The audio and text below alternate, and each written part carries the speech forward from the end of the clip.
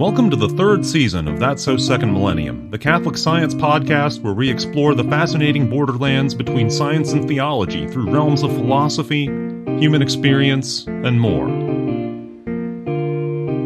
Welcome back to That's So Second Millennium. Today we are very happy to bring you Dr. Aida Ramos, who is an associate professor at the University of Dallas. I go ahead and give her a full introduction when we get to the actual podcast. Today's topic brings us to the frontier between science and religion in the realm of economics and morality, and our responsibilities for our fellow man and how we can live those out in the course of what we do every day to make sure that we have food, shelter, things to put on the table. Of course, economics goes back to a Greek term meaning household management. So this is a great episode. Bill and I had a ton of fun. Aida is a very energetic speaker, so I think you're going to love this, and it's probably the first of two episodes. We'll need to split it, and we might even talk to her again.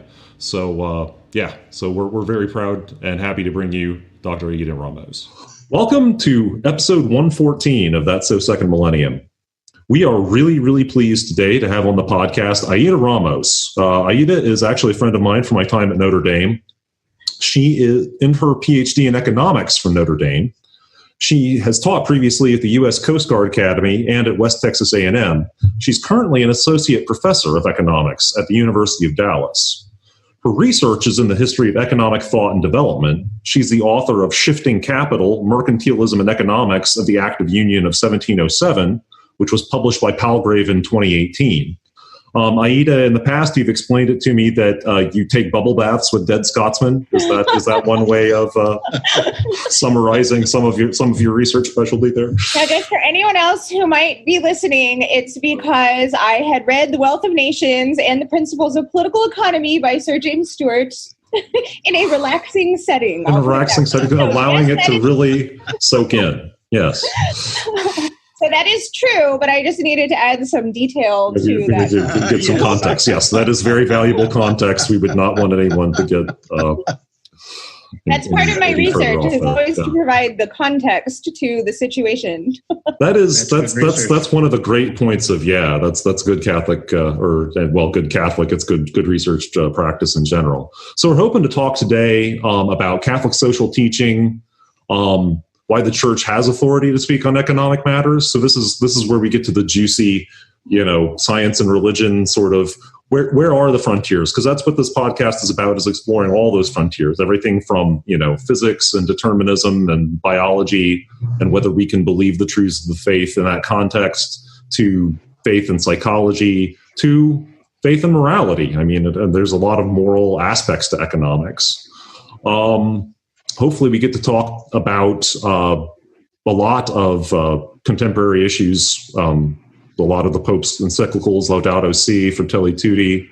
Can I go ahead and just answer that first question about, why does the church feel it has authority to speak on economic issues? Sure, let's get started there.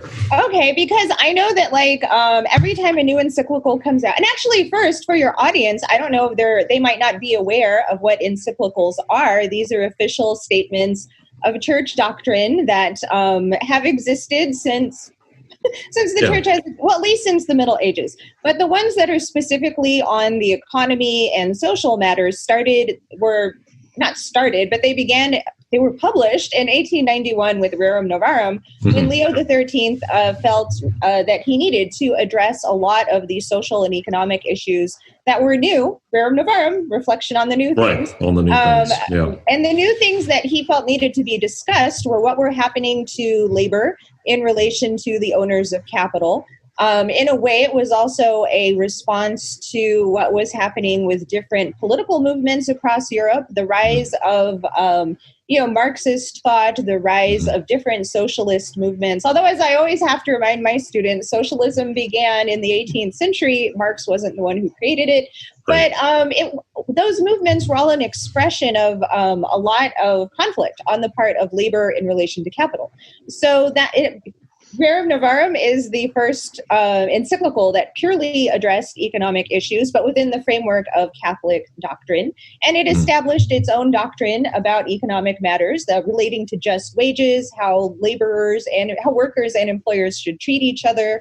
It addressed different things about ownership and property, systems of economic organization, although Quadragesima Anno, which was published 40 years later, reflecting on Rerum Novarum and then addressing the new things of the time, is the one that's really more about different systems of economic organization. And that would be Pius XI in the 30s, right? Yes, thank you. Because I always forget that it's Pius XI. I have to pause. So thank you. He also addresses fascism and, the things of that day in the 1930s, the late 1920s that were occurring for the economy. For the international economy. It seems to me like Pius XI doesn't get as much credit as he sort of deserves. Like he sort really of stuck his neck out there. More.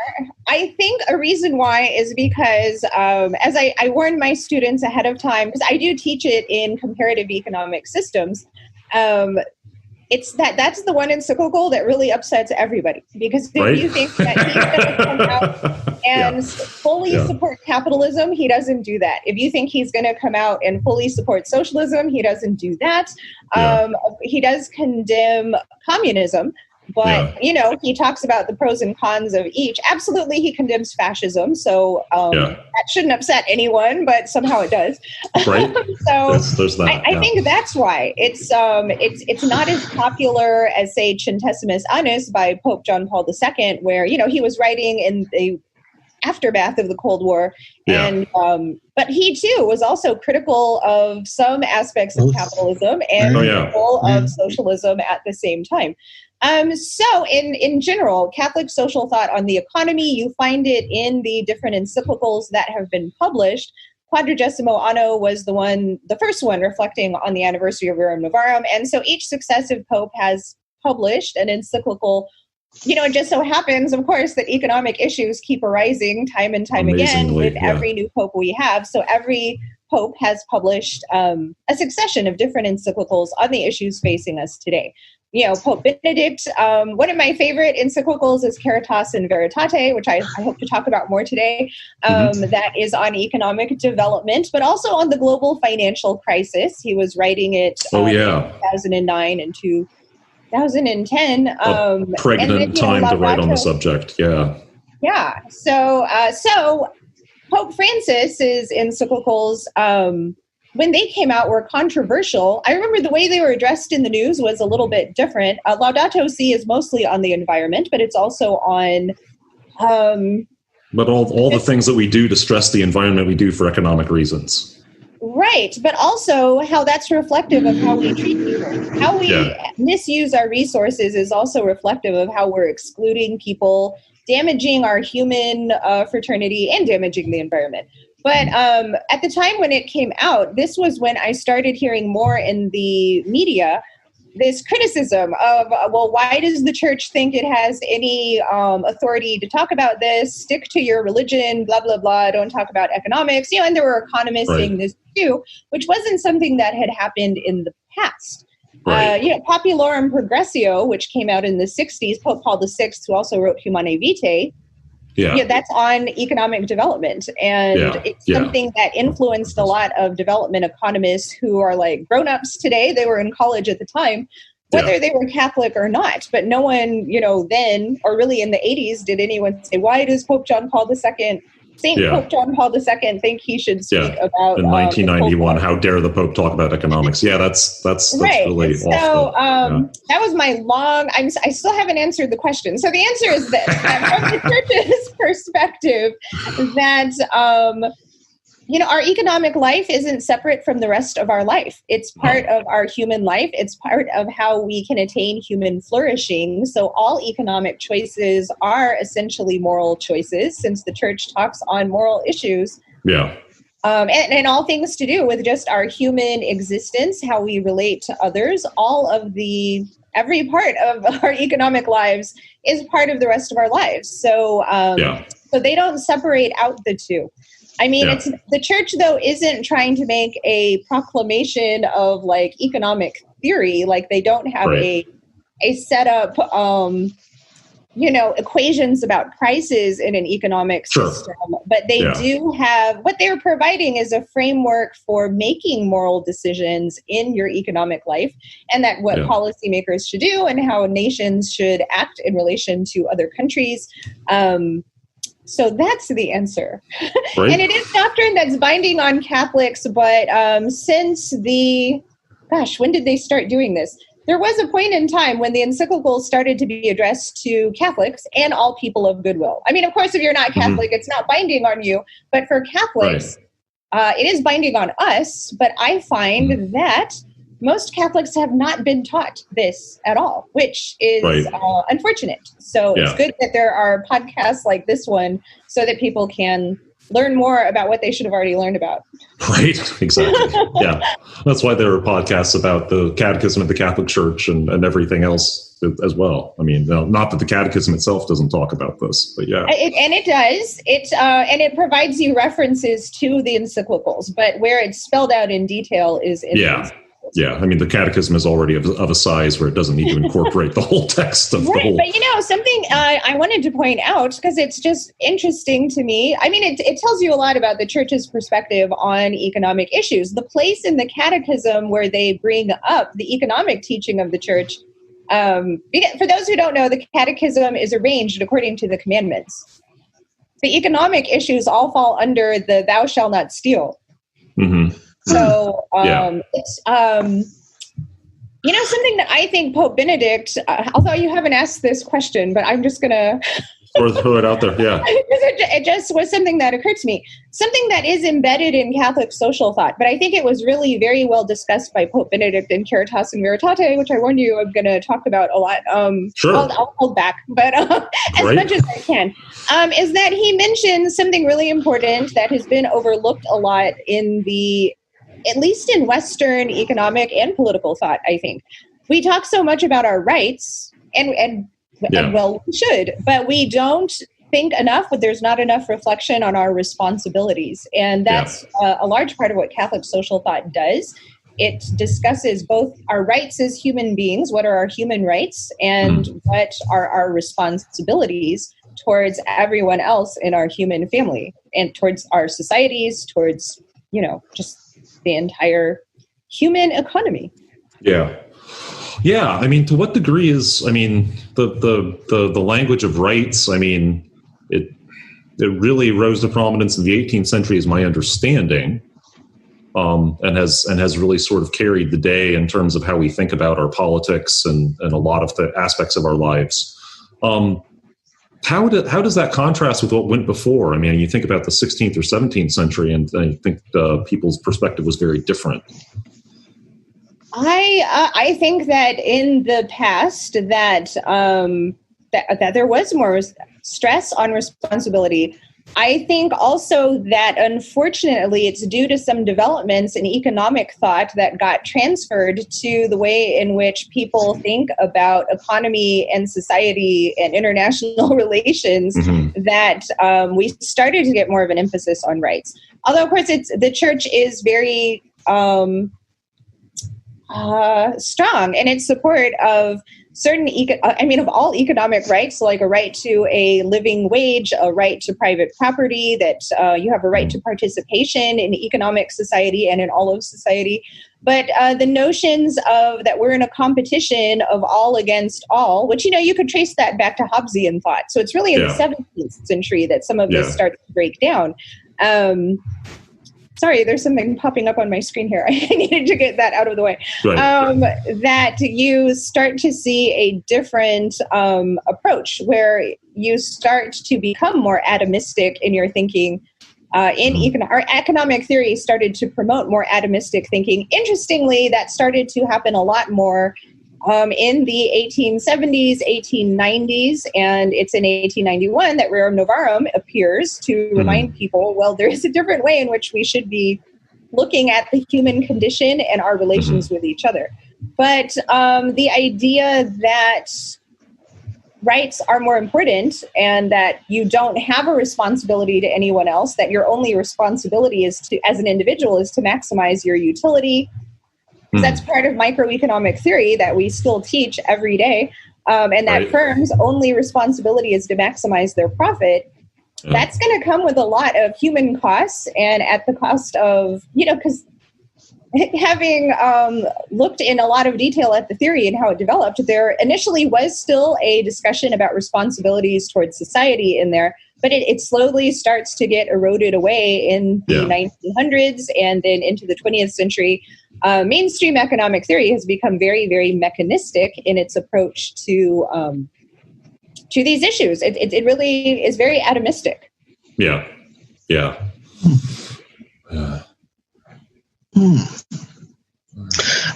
I'm still caught by the idea that only the sixth commandment is said to cover economics. That's fascinating to me, because I'm thinking that everything from "Thou shalt not have false gods before me," all the way over to "Thou shalt not covet thy neighbor's goods." That whole everything is connected to everything else, and that should be too, it seems. I agree, and Catholic social thought agrees. The popes agree, the Church Doctrine agrees. It's just where the fullest body of discussion about economics in the Catechism appears is under "Thou shalt not steal." But you have to understand, and I guess I should talk about some of the basic principles of Catholic social thought here, because it's a totality. Yeah, we really haven't quite got the introduction there. Yeah. It's founded on the notion that you accept the idea that we are all made in the image of God, so therefore all human beings have dignity. So that's already covered under the first set of commandments. And then it's like, well, then how, therefore, should I treat other human beings? And, all the rest of the commandments are about that. What is my duty to God, but also what is my duty to other human beings? My duty to other humans is connected to my duty to God, if I actually believe in this doctrine, because everyone was made in the image and likeness of God. So then that has, from that premise, everything else follows, that there is a dignity to work and to workers. Therefore, if there's a dignity to work, because we need it in order to flourish, therefore there's a dignity to workers. Therefore, how should we treat workers?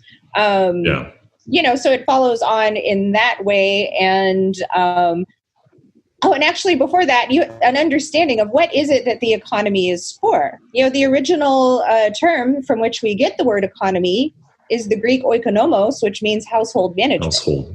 So it's about how do I provide for myself and my household. It's not about an infinite accumulation of wealth and power, as you could predict from Catholic teaching overall, but that was, and that has its antecedents in Greek thought. Aristotle talked about the difference between wealth getting versus household management, and it's in the 18th century. So with my guy, Sir James Stewart, that you get the invention of political economy, where he put the word political in front of it to say, well, we're still doing household management, but now we can think about this in a systematic fashion, doing it on, what does this mean? All of our what we now call economic interactions. No one called it political economy in English before he did in 1767. And it was, in that inflection point in the 1870s and 1890s that the term for economics as a subject changed. From political economy, it then became economics. They dropped the political part out of it because there was a push to try to make it more like the other hard sciences. So it became much more mathematized and a lot more mechanistic in its thinking, which had some benefits, but then it also had some drawbacks because you'd lose the whole social part of it. So the universal destination of goods is a term that's really important in Catholic social thought because it is the doctrine that the reason why the economy exists is for the good and flourishing of human persons. And to just always keep that in mind. It's not to just have an infinite amount of GDP. We should also be thinking of, well, what are we producing? Why are we producing it? Who gets it? Who doesn't get it? And things of that nature. Another important Catholic social principle that, again, stems from all of these is what is called the preferential option for the poor. Which in its simplest form is that if any action or policy would make the poor worse off, then you shouldn't pursue it. Yeah. So, it's not about taking anything away from anyone else. It's about, well, how is this thing going to impact the poor? Even if it benefits other people, how is it going to impact the poor? If it's going to hurt them, then you shouldn't do it. But, that stems from the premise of, well, what are goods for? What is the economy for?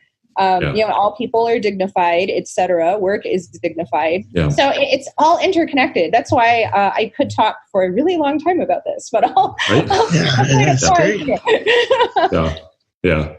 And that's the real charm of Catholic social teaching, that there's a lot of potential, I would think, to build consensus and to shed new light on all sorts of subjects among all sorts of people, simply because we have these basic principles of dignity and common good and general well-being that everybody pretty much agrees with, at least at the ground level. I mean, right. Then it gets tough. There's another important concept because you just mentioned it right now. Another important concept in Catholic social thought is supporting the common good. So the idea of solidarity in Catholic social thought is that we all have a responsibility to uphold the common good. So not just what's good for me, but what is the common good? And then, of course, students, rightly so, ask, well, what is the common good? What does that mean? And in the Catechism, it specifically says it is the totality of conditions, social and economic, that people need in order to attain fulfillment. So that's a pretty big order. So I think on that basis, some people would say, well, no, I'm out. But for most people, they would say, well, yeah, I'm in support of the common good. And who decides what those conditions are? That is up to people. But that is something that is really emphasized in the new encyclical that came out by Pope Francis on October 3rd. Mm-hmm. I almost forgot the name. I can remember the date. Yeah, Fratelli. Fratelli. The day before St. Francis Priest Day. Yeah. Somebody wrongly called it Tutti Frutti. Yeah. That was inevitable. I almost did call it Tutti Frutti. It's got a lot of great ideas in it that are just a re-emphasis of doctrine that came before. And something that he stresses in there anew that had already been addressed by all the other popes before is the importance of dialogue between all sectors of society, between all individuals in society, to determine, well, what is it that you need in order to be able to attain what you want to attain in life? What is it that this person needs? What does this group need? Considering how splintered our polity seems to be right now, a lot of it is coming from what in Caritas and Veritate, Pope Benedict referred to as, we have so much wealth, but we have new kinds of poverty. And it's a poverty of the spirit. It's a poverty of our social lives and now this is a phrase from Pope Francis, that we've become more.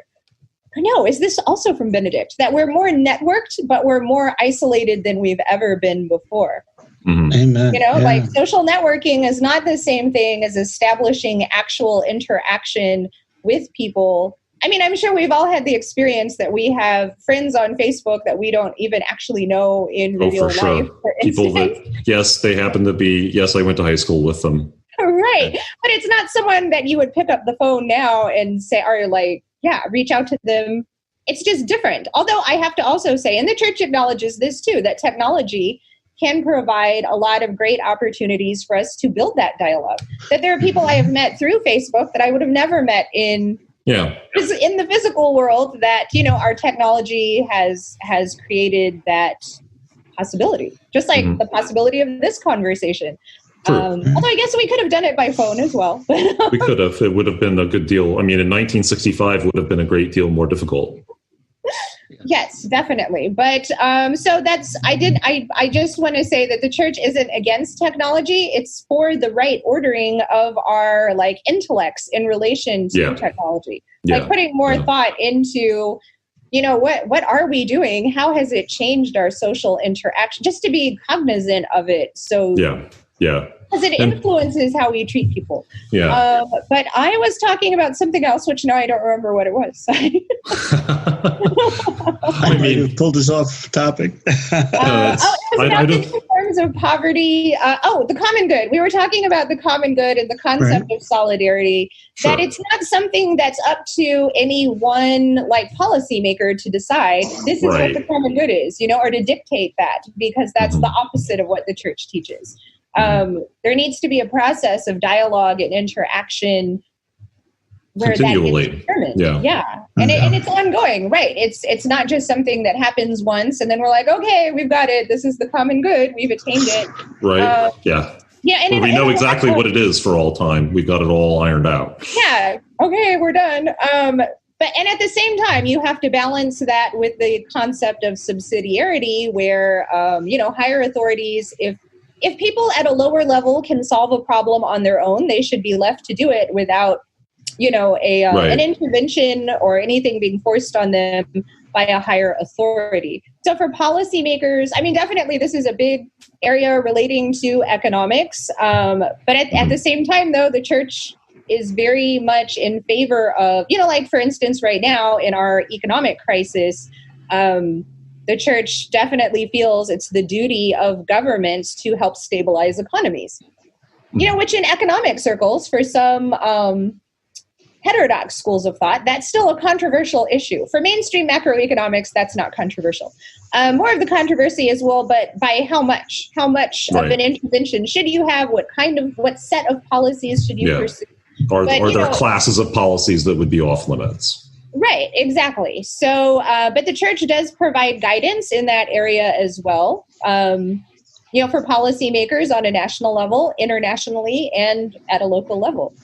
So there's a lot in Catholic social thought. It's a whole framework for making decisions, but also for observing, judging, and acting in the world, just as human beings. Yeah. So it's the church's best kept secret. People often say. Is it? But it really is true. And again, Francis gets more press about his Catholic social thought, but it's a continuum. It's in complete continuity with everything that came before. I think that the press just didn't pay enough attention to Catholic social thought in the 2000s, honestly, like in the early 2000s and the 2010s, because Pope Benedict supported all of the same things. It's still all the same body of thought. Yeah. Well, and you mentioned Caritas and Veritatem. There's so many things I'd like to ask about too. I'm fascinated by the intellectual. Well, I'm very curious about the intellectual history of subsidiarity. It's what the antecedents to that must have been. That's an interesting question because no one has 100% worked that out. Luckily, I started to work on this research, and to the audience, this is a complete coincidence. Paul didn't let me know he was going to ask. That I was curious about that. That's true. Or that I had looked into it. Because it's often assumed that the whole thought of it grew out of Quadragesima Anno, where it's mentioned, and it gets mentioned a lot more after that point. But this is a bit difficult to go through. I believe it is connected to the concept of equity that is embedded in old Roman legal theory, but for the economics curriculum on the continent of Europe. Economics and law were taught together. And in it, the concept of equity, which doesn't mean equality, which I'm sure y'all know that, but not everyone might. Yeah, not everyone does. In law, it means, and actually in old Roman law, which dominated everywhere except in Anglo-Saxon countries until, in the 18th century, you started to make a transition. So again, I know this because of my research into the Scottish Enlightenment, but then I also saw, there's a relation here between the concept of subsidiarity and duties and responsibilities. That's all the time we have for today. We stop the interview there, and we will pick up in a couple of weeks, right at this critical point of discussing the concept of subsidiarity and its history. So Aida will go into greater depth about that. And we'll go on and talk about some other issues in economics and Catholic social thought, including the contemporary question of the decline in real wages over the last 40 years, and the reality that families have been forced into having two incomes in order to cope with that. And then we'll also discuss the concept of distributism, which is a contrasting point of view to economic systems that emphasize either large and even eventually monopolistic or at least oligal. Can I make oligopoly into an adjective? You'll have to do it for yourself, dear listener. But we talk about oligopolies and monopolies, that style of corporate capitalism, as opposed to capitalism that just means free markets. And also as a contrast to communism. So in both cases, distributism is a contrast that rather than focusing the ownership of the means of production either in huge corporations or in the state, that we individuals are either possess or are closer to possessing, have more influence over the distribution of economic capital, basically, and capital just meaning the ability to do something, the material means with which to do something with which we can make a living. So we'll talk more about that next time. Thanks for listening to this episode of That's So Second Millennium. TSSM's audio producer is Morgan Burkhardt. Our theme music, Igneous Grok, was composed and performed by Ben Marquardt. For my co-host Bill Schmidt, I'm Paul Giesting. Until next time.